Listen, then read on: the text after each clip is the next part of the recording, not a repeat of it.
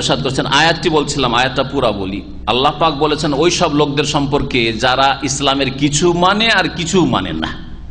মন মানসিকতা সবগুলি মানবো এরকম নাই। হ্যাঁ, মন মানসিকতা যদি থাকে আল্লাহর দিনে সবটাই মানবো, কিন্তু সুন্নত মুস্তাহাবে অনেকটাই পারলাম না, অথবা এই ক্ষেত্রে এটা আমাদের জন্য ওয়াজিব হইলেও নিরুপায়, কারণ আমাদের আর এর চাইতে বেশি ক্ষমতা নেই। যেমন জনসাধারণ মানুষ দণ্ডবিধান বাস্তবায়ন করতে পারবো না। কোন আলেদ্দিন পারবে কি চোরের হাত কাটতে? পারবো না।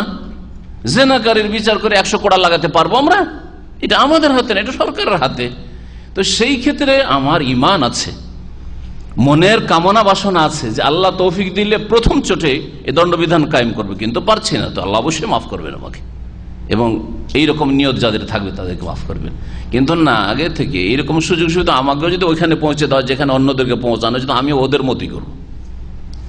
হ্যাঁ, তাহলে তো অন্তরে কুফরি লুকায়িত আছে যে কিছু ইসলামের মানবো, কিছু মানবো না। তো আল্লাহ পাক বলছেন যারা কিছু ইসলামের মানে আর কিছু মানে না, ফামা জাযাউ মাইয়া ফালু যালিকা মিনকুম, তোমাদের মধ্যে যারা এরকম কাজ করবে তাদের বদলা, তাদের শাস্তি এর ছাড়া আর কিছু নেই। কি ইল্লা খিজিউন ফিল হায়াতিদ দুনিয়া, পার্থিব জগতে তাদের জন্য লাঞ্ছনা।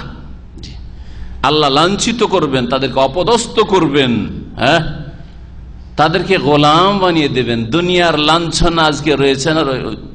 দেখেন, চিন্তা করুন মুসলিমদের অবস্থা।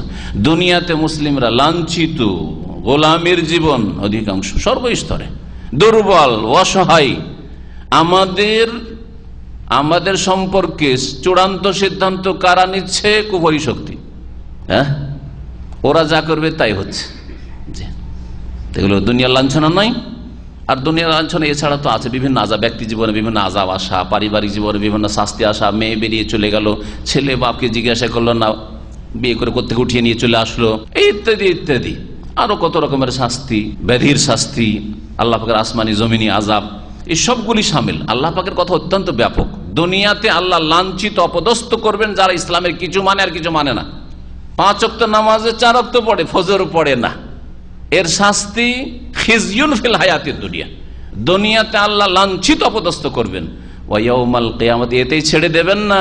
আল্লাহ বলেছেন ওয়া ইয়াউমাল কিয়ামতি ইউরাদ্দুনা ইলা আশাদ্দিল আযাব, কিয়ামতের দিনে তাদেরকে ঠেলে দেওয়া হবে। ইউরাদ্দুনা, কোন দিকে? ইলা আশাদ্দিল আযাব, কঠিন শাস্তির দিকে, জাহান্নামে ঠেলে দেওয়া হবে। ফরজ ওয়াজিব ছেড়ে দেবেন, হারাম নাজায়েজ কাজ করবেন, আংশিক ইসলাম মানবেন, আংশিক মানবেন না, কোন ক্ষেত্রে মানবেন, কোন ক্ষেত্রে মানবেন না, অথচ সেগুলি পালন করতে পারবেন, হ্যাঁ মানতে পারবেন। করছেন না বা করার নিয়ত নেই, উদ্দেশ্য নেই, তাহলে দুনিয়াতেও আযাব আর আখিরাতে কঠিন আযাব। ওয়ামাল্লাহু বিগাফিলিন আম্মা তা'মালুন, তোমরা যা কিছু করছো পৃথিবীতে এ সম্পর্কে আল্লাহ পাক উদাসীন নন, আল্লাহ গাফিল নন, সব খবর আল্লাহকে আছে। এই আয়াতটি অত্যন্ত, সুবহানাল্লাহ, অত্যন্ত শক্ত একজন মুসলিমের জন্য। সত্যিকার অর্থে যদি মুসলিম হয়, কি করে ইসলামের কিছু পালন করলাম, কিছু পালন করলাম না। নামাজটাই দেখেন, নামাজ অনেক 5 ওয়াক্ত নামাজ পড়ার লোক আছে, নামাজ পড়ে কিন্তু জামাতে নামাজ পড়ে না, প্রায় সময় জামাত ছেড়ে দিয়ে দ্বিতীয় জামাত, না হলে একা, নাই ঘরেই, না হয় তাড়াহুড়া করে, হ্যাঁ বিদাতি তরিকায়। তাহলে ওগুলো আংশিক মানা না? নামাজের আসলটা মানছেন কিন্তু খুশুটা মানছেন না, নামাজের আসলটা মানছেন, রসুলের তরিকার নামাজ মানছেন না, বিদাতি নামাজ পড়ছেন। নামাজের আসলটা মানছেন কিন্তু আমি জামাতে নামাজ পড়ছেন না, মসজিদে এসে নামাজ পড়ছেন না, কিছু নামাজ মসজিদ পড়েন, কিছু ঘরে পড়েন, ফজর নামাজটা ঘরেই পড়েন। তাহলে আপনি কি এই আয়াতে শামিল না? এই আয়াতের একটা অংশ শাস্তি আপনাকে পেতে হবে না? দুনিয়ার লাঞ্ছনা, ওয়া ইয়াউমাল কিয়ামাতি ইউরাদ্দুনা ইলা আশাদ্দিল আযাব। আল্লাহ পাক রব্বুল আমাদের সকল